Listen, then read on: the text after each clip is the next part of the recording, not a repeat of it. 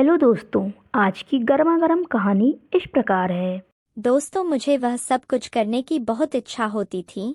यह सब मुझे मेरी सहेली ने बताया था कि यह सब कैसे करते हैं और हमें कितना मज़ा आता है। फिर मैंने मेरे चाचा से, दोस्तों मैं आज आपको मेरे साथ हुई एक घटना विस्तार से सुनती हूँ। दोस्तों, मेरा नाम साहेब है। हम सभी लोग, मेरे अब्बू अम्मी चाचा चाची, सब लोग गांव में ही रहते थे। मेरे अब्बू गांव में ही बिजनेस करते थे। कुछ सालों बाद मेरे अब्बू का बिजनेस दूर दूर तक फैला गया।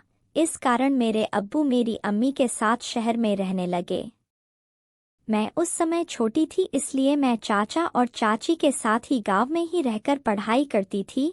कुछ सालों के बाद जब मैं बड़ी हुई तो मेरे अब्बू ने मुझे पढ़ाई करने के लिए अपने पास शहर में बुला लिया और मैं वहीं रहकर पढ़ने लगी। कुछ महीनों के बाद मेरे चाचा की नौकरी इस शहर में लग गई और मेरे चाचा हमारे साथ ही शहर में रहने लगे। मेरी चाची अपने बच्चों के साथ गांव में ही रहते थे, क्योंकि गांव में हमारी जमीन जायदाद थी और उसे देखने वाला कोई नहीं था। मेरे चाचा मुझे बचपन से ही बहुत पसंद थे। मैं अम्मी और अब्बू से भी ज्यादा उनके बेहद करीब थी। आहिस्ता आहिस्ता मैं बड़ी होती गई और मेरे चाचू की दोस्ती भी गहरी होते चली गई। उस वक्त मैंने नई नई जवानी में कदम रखा था। मैंने अपनी ही सहेलियों से मर्द और औरत के बीच के रिश्ते के बारे में नई नई बातें सुनी थी। चाचू से दोस्ती इतनी गहरी थी कि मैं अपने चाचू से हर बात शेयर कर लेती थी और मुझे चाचू से बातें शेयर करके बहुत ही ज्यादा सुकून मिलता था। फिर एक रात अम्मी अब्बू घर पर नहीं थे। चाचू ने मुझे कहा, साहिबा जरा चाय बनाकर मेरे कमरे में ले आओ। मैं जल्दी से चाय बनाई और चाचू के कमरे में ले गई। चाचू ने चाय साइड के टेबल पर रखने को कहा। मैं चाय टेबल पर रखकर वापस जाने लगी थी कि चाचू ने मुझे पकड़ लिया और कहने लगे कि आज घर पर कोई भी नहीं है, तुम्हें अपने कमरे में डर लगेगा, इसलिए आज मेरे पास ही लेट जाओ। तुम्हें एक वीडियो दिखाता हूँ। चाचा ने मुझे अपने बिस्तर पर लेटने को कहा। मैं चाचू के बिस्तर पर लेट गई। चाचू मुझे वीडियो दिखाने लगे। उस वीडियो को देखकर मेरे अंदर अचानक से बेचैनी होने लगी और फिर चाचू मुझसे बोले, चलो हम दोनों भी मिलकर ऐसे ही करते हैं। इतने में मेरे अब्बू और अम्मी घर वापस आ गए। मैंने उस समय 12वीं पास कर ली थी और कॉलेज पढ़ना चाहती थी, लेकिन मेरे अब्बू मुझे कॉलेज भेजना नहीं चाहते थे। मैंने अम्मी और चाचू से कहा कि मैं आगे पढ़ना चाहती हूँ, तो आप दोनों मेरी मदद करो और मेरे अब्बू को राजी करो। मैंने अपनी तरफ से बहुत कोशिश की, लेकिन वह नहीं माने, क्योंकि उनका कहना था कि आजकल कॉलेज में पढ़ाई कम और आशिकी ज्यादा चलती है। तभी मेरे चाचू ने अब्बू को समझाया और एक तरफ से मेरी गारंटी ले ली कि मैं ऐसा कुछ भी नहीं करूंगी और सिर्फ पढ़ाई करूंगी। तब जाकर मेरे अब्बू ने मुझे कॉलेज जाने की परमिशन दे दी और चाचू से कहा कि आज से साहिबा की जिम्मेदारी तुम्हारी है। अगर उसने कुछ भी उल्टा सीधा काम किया तो तुम्हारी खैर नहीं। इस घर और खानदान में अभी तक कोई दाग नहीं लगा है। अगर कुछ हुआ तो साहेब के साथ साथ तुम्हें भी सख्त सजा दूंगा। फिर चाचू ने मेरे अब्बू से कहा, भाईजान आप चिंता ना करें, मैं साहेब का पूरा ख्याल रखूंगा। मुझे उस वक्त पता नहीं था कि चाचू के दिल में क्या है और वह मेरी इतनी फिक्र क्यों कर रहे हैं। लेकिन मज़े की बात तो यह हुई थी कि मैंने कभी सोचा ही नहीं था कि मेरी चाचू से दोस्ती इतनी आगे तक चली जाएगी। फिर कुछ ही दिनों में चाचू ने मेरे साथ जाकर मेरे कॉलेज में एडमिशन करवा दिया। पहले पहले तो मैं खूब दिल लगाकर पढ़ाई करने लगी और कॉलेज में किसी के साथ ज्यादा घूमती नहीं थी। जो भी कॉलेज में होता था वह रात को मैं चाचू को आकर बता देती। चाचू भी मेरे साथ बहुत ही ज्यादा फ्री होने लगे थे और मुझे लगता वह मुझे बहुत ही अजीब नजरों से देखते थे। फिर कॉलेज में मेरी दोस्ती एक लड़की से हो गई। उसके साथ दोस्ती करने के बाद मेरी जिंदगी बदलने लगी। मेरी सहेली ने मुझे बताया कि उसकी मंगनी हो चुकी है। उसने मुझे एक दिन अपने मंगेतर से मिलवाया भी था। मेरी सहेली ने मुझे बताया कि हमारी अब शादी तय हो चुकी है, इसलिए हम दोनों एक दूसरे के साथ सारी हदें पार कर चुके हैं। अब हम दोनों में कोई पर्दा नहीं है। इसके बाद मैं अपनी सहेली से यह सब कैसे करते हैं और करने के बाद कैसा महसूस होता है, सब कुछ जानने की कोशिश करने लगी। मेरी उम्र भी ऐसी थी कि मुझे यह सब बातें जरूरी जानना था। यह सब बातें जानकर मैं गलत रास्ते पर जा रही थी, मुझे यह एहसास भी था, लेकिन मुझे रहा नहीं गया और मैंने अपनी सहेली से पूरी कहानी जान ली। अब मुझे भी इन बातों में दिलचस्पी होने लगी। मेरी किसी भी लड़के से तो दोस्ती नहीं थी, इसलिए मैं जब भी ऐसी बातें सोचती तो मेरे दिमाग में खुद ब खुद चाचू का ख्याल आ जाता और फिर मैं अपने दिमाग को झटक देती और खुद को कहती कि साहिबा यह सब क्या है, यह क्या बेहुदा बातें सोच रही हो, वह तो मेरे चाचू है।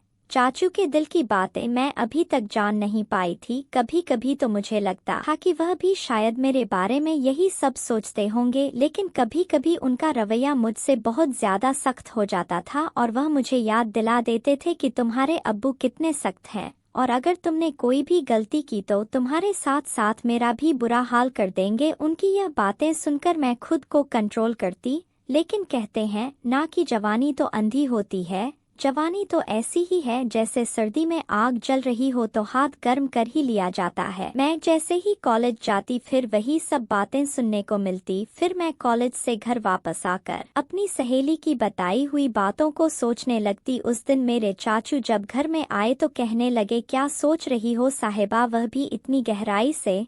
मैं चाचू की तरह देखा और उनसे कहा, चाचू आपको पता है मेरी सहेली ने मुझे आज क्या बताया है। हर बार की तरह आज भी मैं चाचू से अपने दिल की बात शेयर करने लगी। मेरी बचपन से आदत थी कि मैं अपनी हर बात चाचू को बताती थी, फिर वह चाहे कैसे भी बातें क्यों ना हो। चाचू भी मुझे ऊपर से नीचे तक देखते हुए बोले, हाँ बताओ क्या बताना है। मैंने उन्हें कहा, मेरी सहेली मुझे बता रही थी कि इंटरनेट पर बहुत ही किस्म की वीडियो होती है, जिन वीडियो में हर तरह की मामलात मिल जाती है। तो मैं यह कह रही थी कि आपके पास तो मोबाइल है और साथ में नेट का पैकेज भी लगा हुआ है, आपने भी वह वीडियो देखी होगी, तो क्यों ना हम दोनों मिलकर कई प्रकार की वीडियो देखें। मेरी यह बातें सुनकर मेरे चाचू मुझे घूर घूर कर देखने लगे।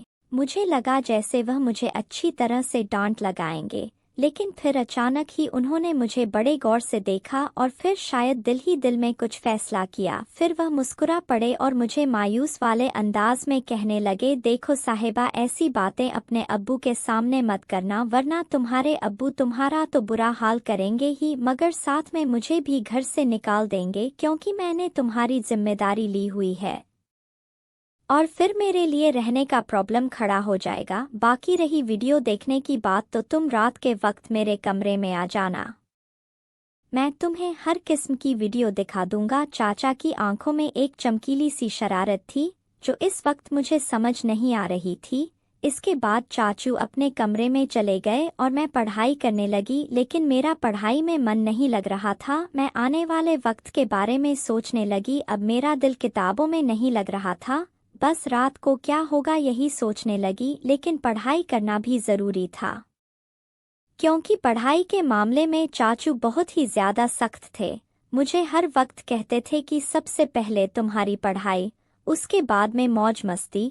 उनका कहना था कि अगर तुम पढ़ाई में अच्छी रहोगी तो तुम्हारे अब्बू भी समझेंगे और तुम्हारी आज़ादी के दरवाजे तुम्हारे लिए खुलते चले जाएंगे। उनकी यह बात मुझे भी बिल्कुल ठीक लगती थी, इसलिए मैंने अपने दिल से सारी बातें निकालकर और मन लगाकर पढ़ाई करने लगी। फिर घर का सारा काम करने के बाद मैं फ्री हो गई। जैसे जैसे रात करीब आ रही थी मेरे दिल में भी हलचल हो रही थी। फिर मैं रात को आराम से चाचू के कमरे में चली गई। मैं जब कमरे में गई तो चाचू लड़कियों की मैगजीन देख रहे थे। मुझे देखते ही वह मुस्कुराने लगे और उन्होंने मैगजीन छुपा दी। सर्दियों का मौसम चल रहा था और दिन ब दिन सर्दी बढ़ती जा रही थी। उस रात सर्दी बहुत ज्यादा थी, इसलिए मैं जाते ही चाचू के बिस्तर में घुस गई और चाचू के पास चिपक कर बैठ गई। फिर मैंने उनसे कहा, अब मुझे जल्दी से वह वीडियो दिखा दो, नहीं तो फिर अब्बू के आने का टाइम हो जाएगा। फिर चाचू भी बिना टाइम वेस्ट किए मुझे वीडियो दिखाने लगे। वीडियो देखते ही मेरे अंदर से मुझे बहुत बदलाव महसूस होने लगा, लेकिन इत्तेफाक से हमने अभी चंद वीडियो ही देखी थी कि अब्बू हमारे कमरे में आ गए। अब्बू आते ही मुझसे कहने लगे, इतनी रात के वक्त चाचू के कमरे में क्या कर रही हो, चलो अपने कमरे में चली जाओ। अब्बू बहुत ही सख्त मिजाज के थे, इसलिए मैं काफी डर गई थी। जैसे ही अब्बू ने सख्त अंदाज में कहा, मैं सब कुछ भूल गई और जल्दी से अपने कमरे में आ गई। मैंने सोचा जैसे ही अब्बू चाचू के कमरे से निकलकर अपने कमरे में जाएंगे तो फिर मैं चाचू के कमरे में चली जाऊंगी, लेकिन अब्बू को चाचू से शायद कोई जरूरी काम था, इसलिए अब्बू काफी टाइम तक उनके कमरे में ही बैठे रहे और मैं इंतजार करते करते पता ही नहीं चला कि कब नींद आ गई और पता नहीं अब्बू चाचू के कमरे से कब गए। दूसरे दिन मैं कॉलेज गई, लेकिन मेरा मन कॉलेज में नहीं लगा। मैं कॉलेज की छुट्टी होने का इंतजार करने लगी और जैसी ही छुट्टी हुई मैं तुरंत घर आई और फिर रात होने का इंतजार करने लगी, क्योंकि मैंने कुछ वीडियो जो देख ली थी मैंने जैसे तैसे अपने आप को कंट्रोल करके रखी थी और जब टाइम हुआ तो चाचू के कमरे में वीडियो देखने के लिए चली गई।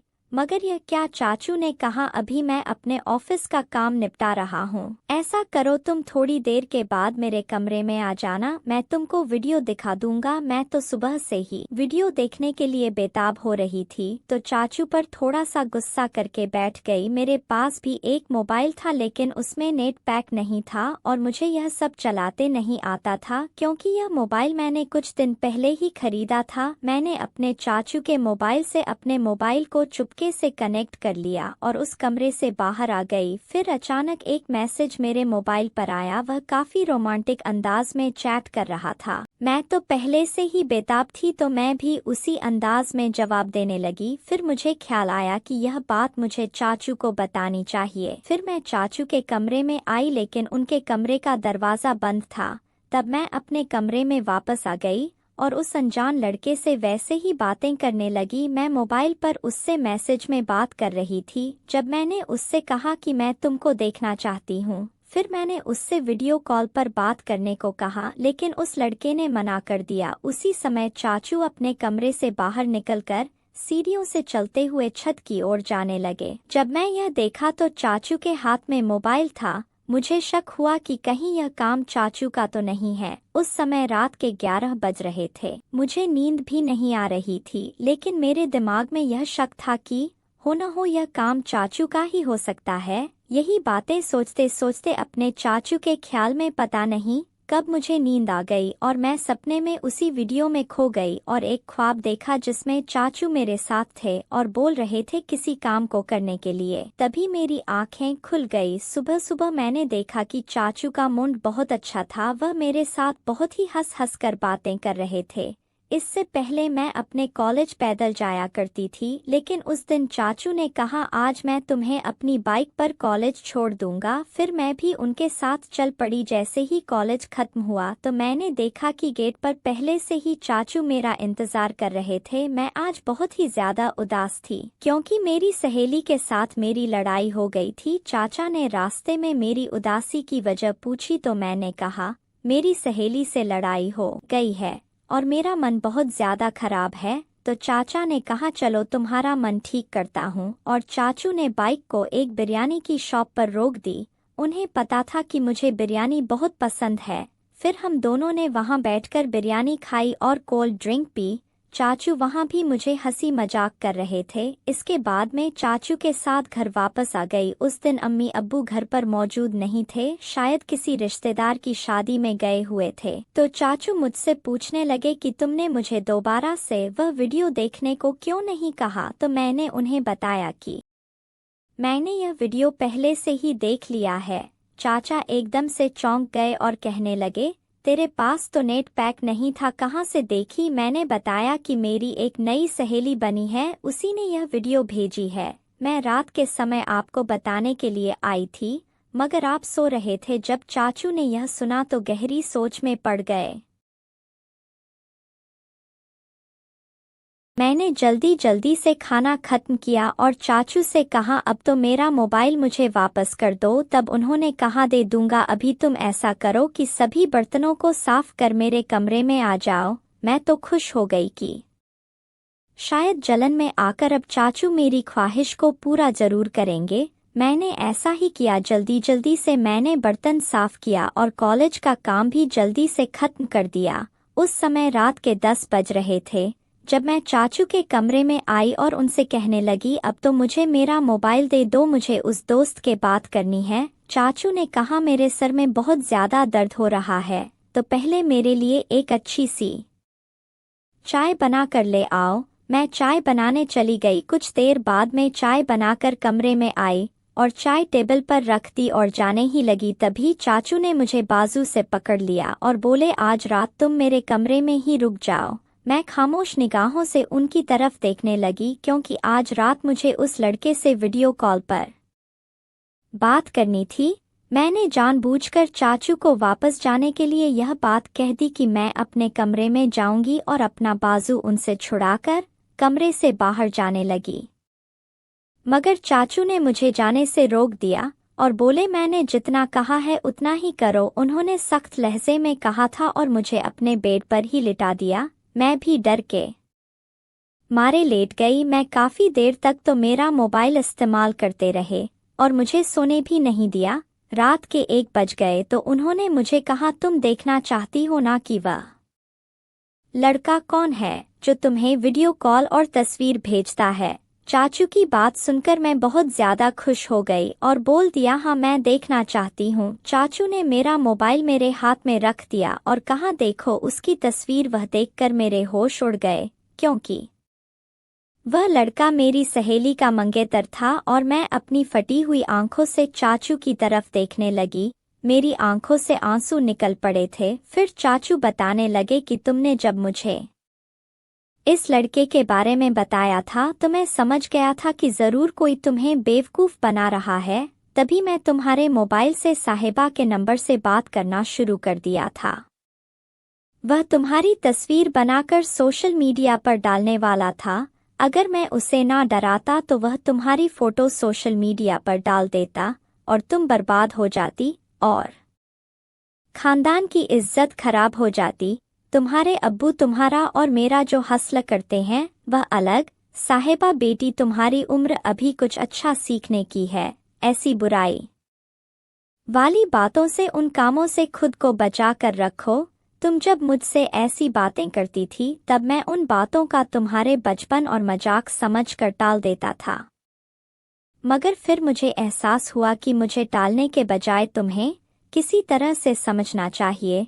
तभी मैं तुमसे शक्ति से पेश होने की बजाय तुमसे दोस्ती बढ़ाई। अगर मैं तुमको उसे समय डांट देता या शक्ति से पेश आता तो तुम मेरी गुस्सा करने लगती और नाराज हो जाती। फिर तुम मुझसे बातें शेयर नहीं कर पाती और मुझसे दूर होकर दूसरे विश्वास करने लगती और उनके जाल में फंस जाती। चाचू की ऐसी बातों को सुनकर मैं फूट फूट कर रोने लगी। मेरे चाचू ने मुझे चुप करवाया और समझाया कि जब तुम कॉलेज जाती हो तो अपनी पढ़ाई पर ध्यान दो, दोस्ती करो, लेकिन ऐसे लोगों से करो जो ईमानदार हो, सच्चा हो और अपने सुख दुख में काम दे। ऐसी अनर्थ या गंदी बातें न सिखाएं जिससे सामने वाला बिगड़ जाए। साहिब बेटी, तुम इन बातों को इसी वक्त भूल जाओ और अपनी पढ़ाई पर ध्यान दो और ईमानदारी से कम करो। मैं उस समय चाचू की बातों को सुनकर बहुत सहम गई थी और मैंने चाचू से कहा, मैं आज के बाद ऐसे लोगों से दोस्ती नहीं करूंगी और अपनी पढ़ाई पर ध्यान दूंगी और मैं कुछ बनकर दिखाऊंगी जिससे मेरी परिवार का नाम रोशन हो। दोस्तों, आपको यह कहानी कैसी लगी कमेंट करके ज़रूर बताइएगा और आपने चैनल को सब्सक्राइब नहीं किया है तो चैनल को सब्सक्राइब करें। मिलते हैं इसी प्रकार की रोचक और मज़ेदार कहानियों के साथ अगले वीडियो में।